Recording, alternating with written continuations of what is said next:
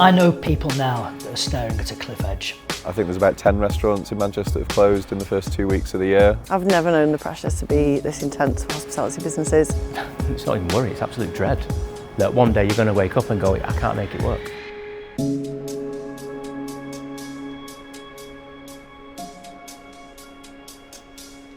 There would be people watching this right now, not realising that tomorrow they could potentially lose their favourite pub, sandwich shop, nightclub, and it's going to happen. I feel like I'm grieving. I feel like I'm in mourning. You know, this is my first restaurant, and to shut the doors on it, it's heartbreaking, absolutely heartbreaking.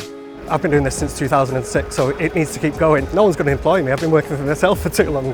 Our cost base has grown much faster than our revenues. Even now, we still feel like we're kind of treading water as a business. It's our livelihood. We put everything on the line to open these businesses. I just had to do a message to all my staff now saying that we have to reduce hours because last week was pretty hard on us. Hospitality needs as much support as possible, and we're looking for the government or someone to step forward and help.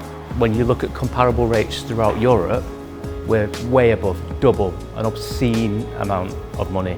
Nearly everything we sell's vatable, and it massively help if they put it back down to 10%. It would mean the difference between being able to keep going and not being able to keep going for so many restaurants. It'll give you a bit more breathing space regarding VAT, but it'll relieve certain stress areas. It'd be massive for everybody in the industry. In the 33 years that I've owned this restaurant, this is the biggest crisis that I've ever seen. I don't know how and when this will change. We're not asking to be given money, we're asking to retain some of what can make us survive. That's it.